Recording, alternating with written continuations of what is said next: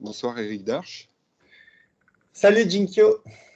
Aujourd'hui, dans notre 8e vidéo, nous allons nous poser la question de savoir si les fruits à queue sont favorables pour tout le monde. Le sujet va être assez rapidement traité. Je sais que tu as pas mal de boulot. Je te laisse la parole. Merci. En fait, on pourrait rajouter à queue acide. Alors, dans la catégorie... Alors, avant de rentrer dans le vif du sujet, il est souhaitable peut-être que l'on parle, qu'on fasse un tour d'horizon des fruits que l'on peut trouver. Il y a 4 catégories de fruits. Il y a, en l'occurrence, les fruits à queue, les fruits à queue acides ou non acides. Ceux qui vont faire l'objet de notre intervention aujourd'hui, c'est les fruits à queue acides. Les fruits à queue non acides, à queue, ça veut dire qu'ils contiennent de l'eau. A-Q-U-E-U, A-Q-U-E-U-X. Alors, dans les fruits à queue acide, il y a les mi-acides, pommes, poires, pêches, cerises, abricots, kiwi. Non, kiwi, c'est acide. C'est déjà Donc, acide. il y a les fruits à queue mi-acides, pommes, poires, pêches, cerises, abricots, et les fruits, et d'autres encore, et les fruits à queue acide, comme le kiwi, le pamplemousse, les citrons, les oranges, Les qui sont agrumes, quoi. des agrumes.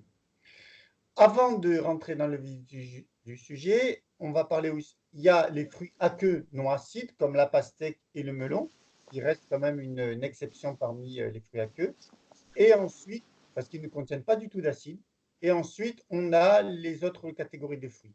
Les fruits amylacés, ça s'écrit A-M-Y-L-A-C-E. C'est les fruits qui contiennent de l'amidon, comme la châtaigne, la banane, ou la châtaigne, la banane et le marron. Ensuite, les fruits secs, c'est les fruits déshydratés, comme la figue, le raisin sec. On a enlevé l'eau et donc il reste, on a une concentration souvent en sucre ou en nutriments, en minéraux, en oligo-éléments, comme la figue sèche, la date qui elle est un peu sucrée. Et puis dans les fruits secs, on a les amandes, Les abricots secs. oui, les abricots secs. On peut avoir les amandes et les noisettes, mais les amandes et les noisettes, lorsqu'elles ne sont pas desséchées, ce sont des fruits oléagineux. C'est la troisième catégorie de fruits qui contiennent des protéines et particulièrement des acides gras. Et la quatrième catégorie, donc on a vu les fruits euh, acides aqueux, les fruits amylacés, les fruits oléagineux et les fruits secs. On a tous vu, hein. On a vu les 4 catégories de fruits. Aujourd'hui, on ne va pas parler des autres catégories de fruits. On va parler du fruit à queue acide parce que c'est un fruit qui doit être géré d'une certaine manière, qui ne convient pas à tout le monde. On va voir pourquoi. Et puis, dans une prochaine vidéo, on parlera du terrain acide parce que le terrain acide, c'est vraiment un sujet qui demande de faire une demi-heure minimum parce que c'est un sujet un peu complexe. Alors aujourd'hui, on s'occupe des fruits acides et puis peut-être dans la prochaine vidéo, des terrains acides. Pourquoi c'est intéressant de parler des fruits à queue acides? Parce que lorsque l'on parle d'alimentation vivante, qu'est-ce qu'on met en avant? On met en avant les végétaux. On met en avant les légumes à la croque ou en jus, et les fruits. Alors, il y a les végétaux, il y a les plantes et il y a les fruits. Est-ce que les fruits euh, sont à considérer au même titre que les légumes? Eh bien, pas vraiment. Déjà, alors, on parle bien des fruits à queue acide, hein, ici. Quand on fait un jus, déjà, on concentre, on enlève les fibres et on concentre l'eau. On se retrouve avec de l'eau, on se retrouve avec du sucre. Donc, on fait, par exemple, une orange qui a un indice glycémique faible ou moyen, je crois moyen, eh bien, on fait, lorsqu'on lui enlève les fibres, elle se retrouve avec un indice glycémique élevé. Donc, on voit que déjà, les jus de fruits peuvent poser un problème si justement on leur a enlevé les fibres parce que on peut avoir un indice glycémique, on peut avoir trop de sucre. Par exemple, quelqu'un qui buvrait et qui consommerait des jus d'orange 1 litre ou 1,5 litre tous les jours, bon, il y aura le problème de l'acidité, mais il y aurait le problème du sucre. Voilà. Ensuite, les fruits, à queue, les fruits à queue ou les fruits à queue acide, ne contiennent pas vraiment beaucoup d'oligo-éléments, de minéraux. Ils contiennent de la vitamine, souvent de la vitamine C pour certains fruits, et de l'eau. De l'eau, des vitamines, peut-être un peu d'enzymes éventuellement, pas trop de minéraux, pas trop d'oligo-éléments, c'est plutôt les légumes pour ça, et quelques vitamines. Alors, je ne suis pas en train de dénigrer les fruits, hein, bien entendu, mais c'est quand même important de préciser les choses. Ensuite, en ce qui concerne les fruits à queue acide, où est-ce qu'on trouve naturellement le citron, le pamplemousse, l'orange, les mandarines? Est-ce qu'on les trouve dans les pays froids? Non, on les trouve plutôt dans les pays chauds et dans les pays où il fait une température ambiante minimum de 25 degrés parce que l'organisme, pour bien oxyder les acides, a besoin d'une température ambiante qui soit plutôt chaude, parce qu'autrement, il a du mal à oxyder les acides. Donc, c'est quand même intéressant comme indication, ce qui veut dire que de consommer de grandes quantités d'orange, de jus d'orange ou de citron ou de pamplemousse en période hivernale comme actuellement, où il fait encore froid, sous prétexte que ça amène de la vitamine C, eh ben, ce n'est pas forcément le bon choix. La vitamine C, on peut l'obtenir dans des légumes comme le chou, des jus de légumes éventuellement, où on n'a pas besoin, dans du persil aussi, et là, on n'aura pas le problème d'acidité. Donc, c'est quand même une chose importante. Alors, en ce qui concerne l'acidité des fruits, on va rentrer dans le vif du sujet maintenant. C'est quoi le problème? Par exemple, on entend souvent des personnes qui affirment que le citron est alcalin et que, comme il est alcalin, il n'y a aucune raison de ne pas en consommer. Les personnes qui font ce genre d'affirmation oublient un petit détail, c'est que les fruits acides à queue, comme l'orange, le citron, le pamplemousse, le kiwi, etc., sont alcalins ou sont acidifiants en fonction du terrain de la personne qui le consomme. Qu'est-ce que ça veut dire? Ces fruits-là contiennent des acides faibles. Les acides faibles, contrairement aux acides moyens ou forts qui sont éliminés par les reins, les acides faibles sont éliminés par les poumons, ces acides sont transformés en gaz carbonique et en eau. Donc, si on consomme une petite quantité de fruits, il n'y aura pas de problème. Ils seront oxydés par les poumons et ensuite, qu'est-ce qui va rester lorsqu'il n'y aura plus d'acide dans l'organisme, parce qu'ils ont été éliminés par les poumons? Eh bien, on va récupérer l'eau, le sucre et les vitamines, les oligo-éléments, s'il y en a un peu. Donc, on voit bien que dans ce cas-là, en effet, le citron, le pamplemousse et les oranges pourraient être considérés comme des fruits alcalins. Sauf que si vous faites consommer ces fruits, surtout en période froide, par des personnes qui ont un pouvoir oxydatif qui est faible au niveau pulmonaire, et c'est souvent des gens qui sont brévilignes, donc plus longs que larges. Vous voyez, par exemple, la typologie par exemple, des maçons ou des gens de travailleurs de force sont souvent brévilignes. Trapu. Ils ont trapus, des épaules larges, etc., souvent une cage thoracique développée. Ces gens-là, vous leur donnez des fruits à queue acide malgré tout sans excès, eh bien, ils vont très bien les oxyder. Par contre, donner ces fruits à une personne qui est plutôt très mince, sous-vitale, sensible au froid, à la chaleur et à l'effort, qui est tempérament nerveux, eh bien, quelques fruits comme ça, vous allez complètement la déminéraliser, la dévitaliser. Elle pourra se faire des déchirures musculaires. Cela pourra occasionner toutes sortes de troubles et on verra les symptômes que ça peut engendrer. Et pourquoi chez cette personne ça va poser un problème? Parce qu'elle aura une capacité oxydative au niveau pulmonaire qui est moins performante que la personne qui privilégie un trapu, qui a une capacité respiratoire plus restreinte. Et à ce moment-là, eh bien, les acides qui vont rester dans le sang, l'organisme ne va pas pouvoir le tolérer parce que le pH du sang, on dit que ce pH, il est constamment surveillé. C'est-à-dire que normalement, il doit varier entre 7,36 et 7,42. Il a une marge d'évolution qui est très faible. Pourquoi? Parce que si le sang venait à être trop alcalin ou trop acidifiant, eh bien, on rentrerait soit dans l'épilepsie, soit dans la crise des tétanies. le sang est très sensible aux variations du pH. Alors, qu'est-ce qui se passe?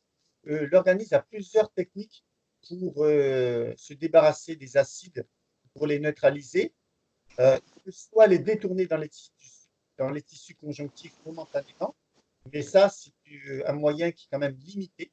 On ne peut pas surcharger les tissus conjonctifs de trop d'acidité, puisque bon, les acides sont détournés pendant la journée dans les tissus conjonctifs, et je l'avais expliqué dans une autre vidéo, et ensuite ils sont relargués pendant la nuit par un processus d'hydrolyse inflammatoire qui est commandé par l'hydrolyse et relayé par les surrénales grâce à un enzyme, la hyaluronidase. Mais en l'occurrence, ce n'est pas trop là-dessus que je voudrais insister, puisque très souvent, lorsque l'on consomme trop d'acidité, et d'ailleurs que ça soit sous forme de jus de fruits ou bien de soda, quand vous consommez des sodas, vous vous retrouvez avec la même situation.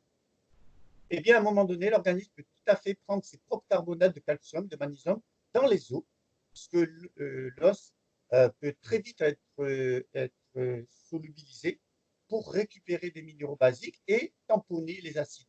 Alors, le risque, c'est que si vous allez voir un médecin et que vous demandez de faire des analyses sanguines, il peut très bien vous dire que vous avez un taux de calcium sanguin qui est tout à fait correct.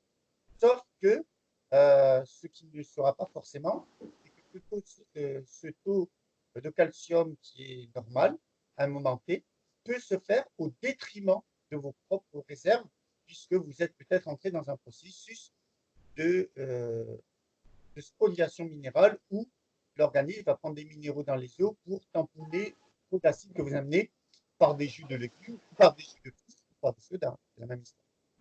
Tamponner, ça veut dire rééquilibrer le pH. Comment? Tamponner, je précise parce que tu emploies ce terme. Le tamponner, c'est rééquilibrer le pH, tu fais bien de le dire. Et la spoliation, c'est le fait, entre guillemets, de voler, d'aller chercher des carbonates de calcium, magnésium, potassium, surtout calcium, magnésium, dans les eaux, en l'occurrence. Il peut aller les chercher ailleurs, mais pour lui, l'organisme a la facilité à solubiliser les eaux. Pour lui, c'est facile comme option. Et après, qu'est-ce que ça peut engendrer comme problème? Eh bien, il y a des personnes, par exemple, qui font des déchirures musculaires ou qui rentrent dans l'ostéoporose, après un certain temps, évidemment, parce que, eh bien, il y a une fonte osseuse qui est due à cette acidité et ce rééquilibrage, ces systèmes tampons qui se font au détriment, entre autres, des os. Et puis aussi, on peut avoir des déchirures musculaires parce que s'il y a trop d'acides qui sont détournés dans les tissus, l'acidité, ça agresse les tissus musculaires. Ça peut tout à fait, lors d'un effort, Ça les favoriser. rend moins élastiques, quoi. Voilà, voilà. Donc, et puis, lorsqu'on a un terrain acide, même si ce n'est pas le sujet de cette vidéo, on va traiter ce sujet dans une autre vidéo. Mais le terrain acide favorise, entre autres, des maladies inflammatoires, favorise la douleur. Quelqu'un qui a beaucoup d'acide, et même dès qu'il prend un petit coup, par exemple sur les cuisses, sur les jambes, sur les bras, il va être beaucoup plus sensible aux douleurs qu'une personne classique, normale. Et puis, l'acidité aussi, bon, on le verra dans la prochaine vidéo, fait le lit des maladies graves. Je parle de l'acidité intracellulaire, parce qu'il y a l'acidité extra et intracellulaire. Et les cellules, lorsque au niveau interne des cellules, le pH est très acide, eh bien, qu'est-ce que ça favorise comme maladie? Le cancer. Donc, c'est pas rien. Alors, quelle est la conséquence de consommer alors, quels sont les symptômes d'acidification des fruits à queue acides? Alors, les symptômes, ça peut être des selles décolorées 6 à 24 heures après avoir absorbé un excédent de fruits. Ça va être des brûlures en urinant 6 à 24 heures après avoir absorbé des fruits de manière excessive. Et on verra que cette notion d'excès est relative en fonction des personnes et du potentiel oxydatif, comme on en a parlé, mais je vais y revenir. On peut avoir, si on mange trop de fruits par rapport à son organisme, sa capacité oxydative, on peut avoir une impression désagréable ou douloureuse ressentie dans les dents en mangeant des fruits. On peut avoir aussi une brutale impression de fatigue 1 heure après avoir mangé des fruits. Alors maintenant, les symptômes d'acidification générale de l'organisme, quelle qu'en soit l'origine, même si ce n'est pas vraiment le sujet, mais c'est quand même important, parce que l'acidification peut, chez certaines personnes, être favorisée par la consommation importante de fruits. D'ailleurs, on peut avoir les dents complètement abîmées. Il y a des gens qui ont carrément perdu leurs dents pour avoir bu pendant des mois des jus d'orange. Et comme disait le naturopathe Masson, c'est une carie qui est très particulière. Euh, Elle se fait, en fait, la dent est attaquée de l'intérieur. Alors que quand on mange des bonbons, tout ça, la salive, les acides attaquent euh, la dent de l'extérieur, puisque c'est la, la salive qui est acide et qui va corroder la dent. Alors que ce qui est particulier, que lorsqu'il s'agit d'une acidification en relation avec des fruits, puisque l'organisme va spolier ces minéraux, et bien on peut se retrouver avec des attaques internes, c'est-à-dire que c'est la dent elle-même, à l'intérieur de la dent, qui n'est plus minéralisée suffisamment. Parce que la dent est un os, en fait. Voilà, et d'ailleurs Robert Masson disait que c'était une carie qui était spécifique, elle est particulière, cette carie, qui est due à la spoliation minérale due au déséquilibre des acides en relation avec des fruits à queue acide consommés de manière trop importante. Alors, juste avant de continuer les symptômes d'acidification, il faut savoir que les fruits à queue acide sont intéressants quand même pour certaines catégories de personnes.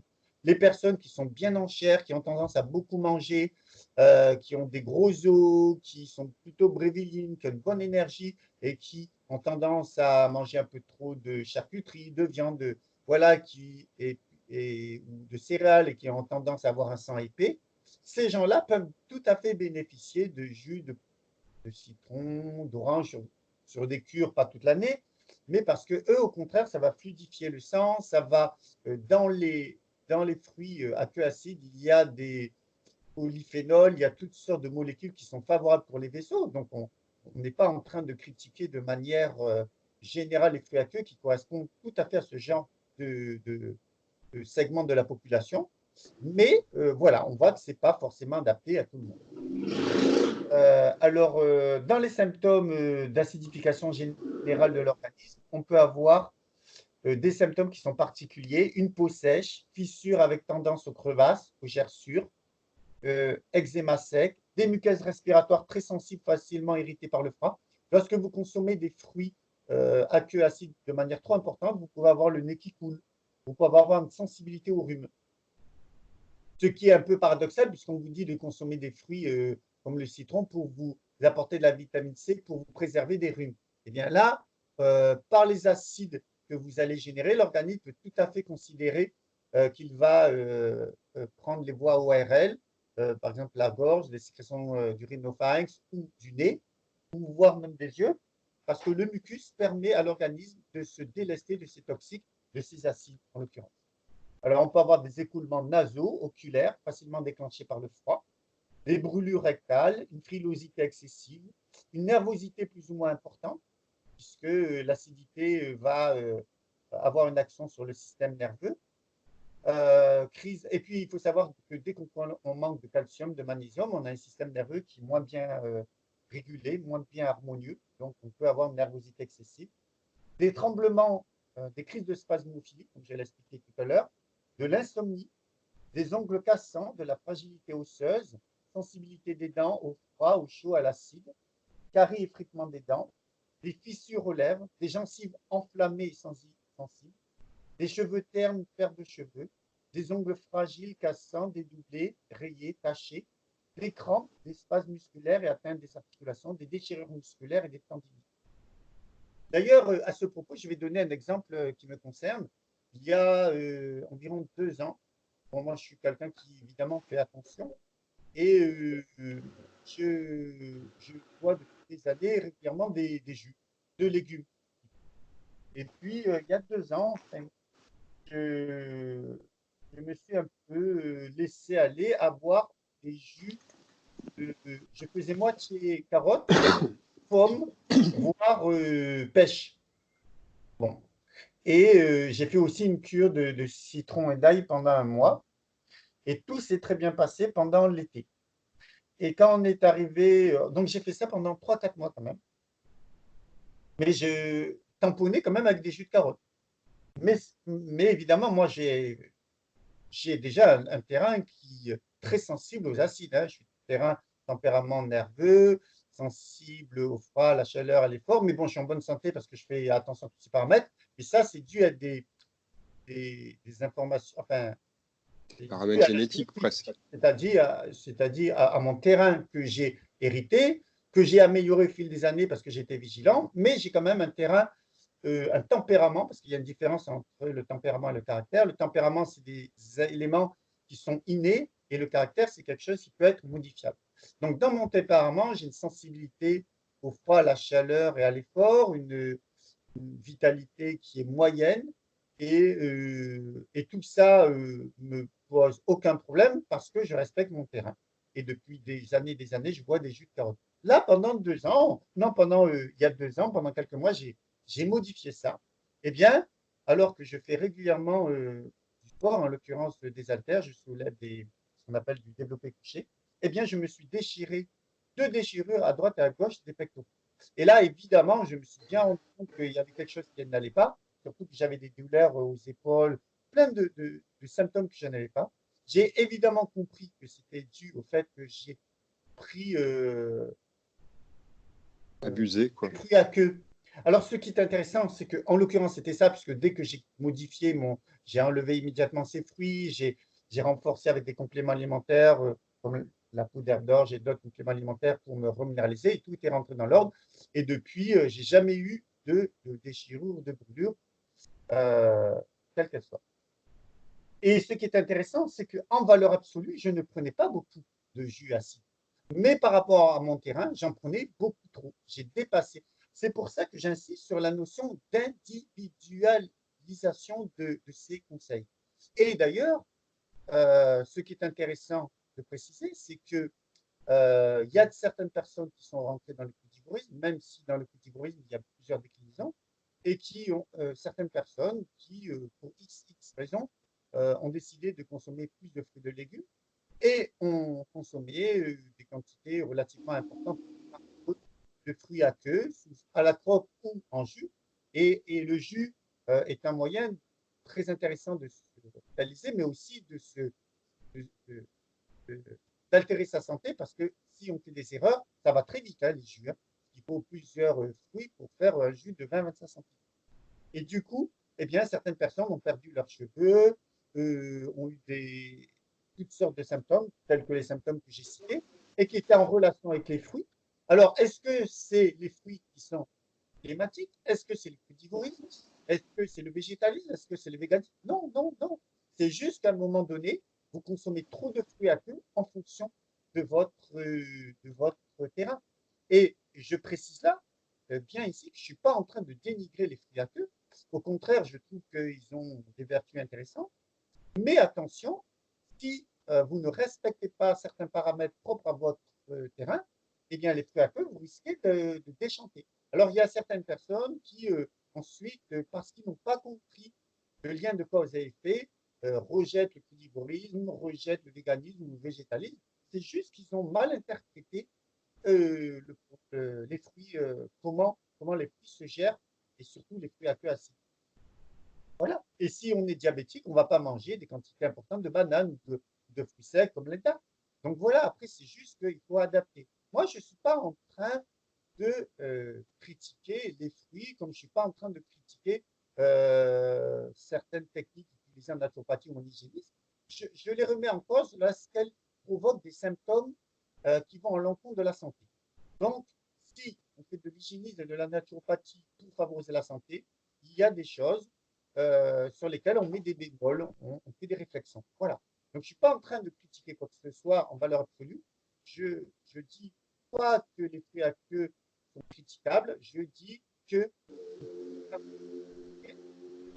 capacité oxydative. Et que si on ne respecte pas cela, eh bien, on peut se retrouver avec des problématiques de santé qui peuvent être graves dans certains cas. Il y a des personnes qui se sont vraiment démolies de la santé. Et il faut savoir que quand on consomme trop de fruits acides aqueux, surtout en jus, on peut prendre 10 ans d'un coup, c'est-à-dire la peau va devenir très abîmée, très agressée, parce que les acides, ça agresse. On peut abîmer ses articulations, on peut avoir des maladies arthritiques, arthrose, rhumatisme, etc. On peut avoir même des maladies bien plus graves avec le temps. Donc, il n'est pas là, ici, question de critiquer les aqueux en valeur absolue, c'est juste les remettre quand on respecte ces paramètres, on en profite sans avoir à vivre les désagréments. Il n'y a Par pas de contre, panacée, quoi, voilà, par contre, le fruitarisme qui consiste à manger du massin, que des fruits. des fruits et surtout des fruits à queue comme certains le font, alors là, par contre, je ne souscris pas du tout, du tout, du tout. Le fruitarisme a généré chez beaucoup de gens des problèmes graves de santé.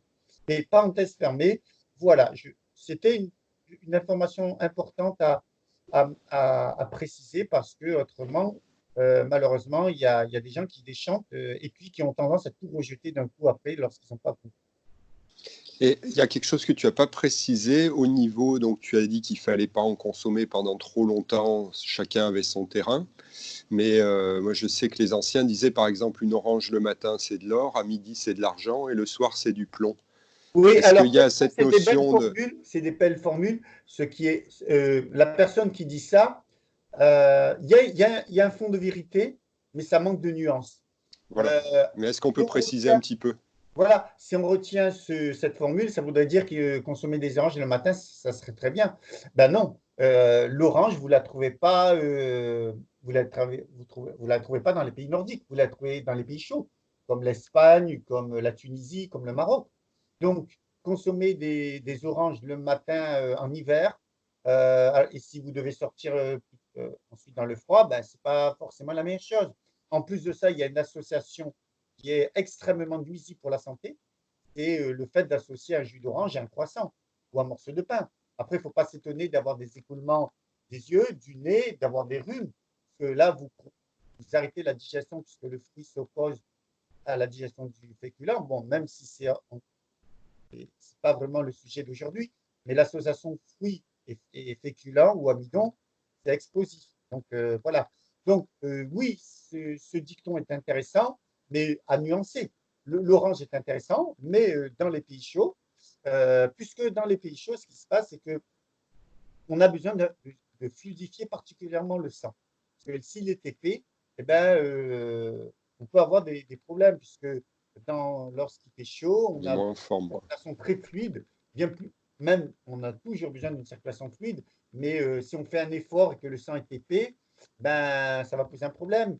Donc, et puis bon, le cœur est sollicité puisque il faut, il y a, comment dire, lorsqu'il fait très chaud, on a ce système d'eau, de transpiration qui va avoir lieu, on perd de l'eau. Donc les jus de fruits à queue sont intéressants parce qu'ils amènent de l'eau, ils amènent des nutriments, ils fluidifient le sang. Donc voilà, on voit que la nature a bien fait les choses.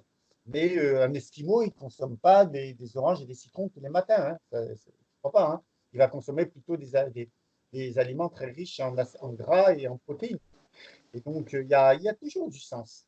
Et donc, il suffit d'observer et de voir les choses. Moi, comme je l'ai dit, je ne suis pas en train de critiquer les fruits à cuire sud, simplement mettre un bémol. Et quand on les utilise mal, on peut véritablement se détériorer. J'ai vu des gens partir sur des dogmes où on dit, alors évidemment, le fruit, c'est naturel, c'est ceci, c'est cela. Oui, c'est naturel. Mais le champignon, la manite phalloïde, c'est naturel et ça tue. Tout à fait. Donc, c'est bien de remettre les choses dans un certain contexte, un certain bon sens et, et on fait la paix avec tout le monde. Moi, lorsque j'affirme ceci, je ne critique aucun régime. Je, Il oui, faut être peut-être, vigilant. mais à part ça, je ne suis pas en train de critiquer les fruits. Il y a des personnes qui, dès qu'on commence à remettre en cause euh, certains éléments qui constituent pour eux des dogmes, eh bien, ils vous rejettent fortement. À ma grande surprise, depuis que je fais des vidéos, que je suis un peu plus public, entre Médiatisé. guillemets, il y a des naturopathes, des hygiénistes, des, des crudivores, des ceci, cela, qui ne sont pas contents parce que je dis des choses qui les dérangent. Mais en fait, si je les dérange, déjà, je suis toujours prêt à discuter point par point sur le plan scientifique. Et d'autre part, c'est que très souvent, ils ne veulent pas lâcher quelque chose qui constitue pour eux un, un élément important. Et si on le remet en cause, eh bien, ils ont l'impression qu'il y a toute leur logique qui va s'écrouler, et donc ils répondent par de l'agressivité ou du rejet. Oui, il y a une Si on, identification à ce principe. voilà, parce que très souvent, quelqu'un qui devient agressif parce qu'on remet en cause un élément qui pour eux est dogmatique ou fondamental, ils ont l'impression que s'ils remettent en cause ce point-là, c'est toute leur logique et leur philosophie qui va s'écrouler. Et c'est pour ça, ils ne le savent pas, mais inconsciemment, c'est pour ça qu'ils deviennent agressifs. Alors que l'hygiénisme et la naturopathie, je suis désolé, n'a pas à ne, elle n'est pas concernée, comment je dire, je vais réfléchir à la phrase que je vais L'idée, dire. c'est de fuir le Non, non, non, non, dogmatisme. je parle, j'arriverai pas à formuler ma phrase. Pardon. C'est juste que la naturopathie et l'hygiénisme ne peut pas se dédouaner, ne peut pas se désolidariser de la science. Elle ne peut pas dire, ben, nous, on décide que ceci, que cela, et on s'en moque de ce que dit la science. Non, c'est pas possible. La naturopathie, l'hygiénisme ne peut pas ne pas tenir compte de ce que dit la science, ou ne peut pas ne pas tenir compte des faits FAITS. Donc, je suis désolé, tout ce que dit la naturopathie et l'hygiénisme doit être en accord avec les faits et une science qui est juste. Parce qu'après, c'est vrai que la science, on peut la remettre en cause, parce que des fois, elle affirme des choses qui ne sont pas justes. Mais une science qui est authentique et l'expérience des gens répétée sur des années de multiples personnes, eh bien, la naturopathie et l'hygiénisme ne peut pas ne pas en tenir compte. Alors que la naturopathie et l'hygiénisme soit une science intuitive, je l'entends, mais on peut, voilà, elle doit se soumettre aux, aux vérités factuelles et aux vérités scientifiques. Donc, c'est toujours embêtant lorsque une personne, au nom de la naturopathie, de l'hygiénisme ou de je ne sais quelle philosophie, va s'octroyer des vérités. La vérité, elle ne doit pas, elle doit être, euh, doit pouvoir la mettre en corrélation avec des faits. Et si les faits contredisent une théorie, ben, je suis désolé, cette vérité, c'est plus une vérité. C'est une Toute interprétation. vérité, toute vérité est relative aussi. Oui, On en revient au exactement. terrain, Il y a la etc. relativité, voilà. Et c'est pour ça que toutes ces nuances sont importantes à préciser. Excuse-moi, hein, parce qu'à un moment donné, j'avais besoin d'aller jusqu'au Oui, il terme. n'y a pas de souci. Mais c'est vrai que je suis très étonné des fois de l'agressivité de certaines personnes. En fait, aujourd'hui, si vous voulez avoir des ennemis, vous n'avez pas besoin de faire politique, hein. Il suffit que vous affirmez quelque chose en nutrition qui n'est pas Sur en une page accord avec les Facebook, dogmes de l'un de l'autre, et bien de suite, vous avez quelqu'un qui va vous blacklister sur Internet, il va vous bloquer, il va dire que vous vous êtes un vilipendez. idiot, juste il ne vous dit pas que vous êtes criminel. J'ai été, je suis stupéfait des fois de réactions de personnes qui se disent dans la santé et qui deviennent très agressifs si on ose toucher à leur dogme. Et ben moi, j'ose toucher à tout ce que j'estime ne pas être juste. Je ne dis pas que je détiens la vérité, je suis prêt à en discuter, mais il n'y a aucune information qui ne peut être remise en cause et ne peut être discutée. Tout peut être discuté, et après on voit si ça tient la route ou pas.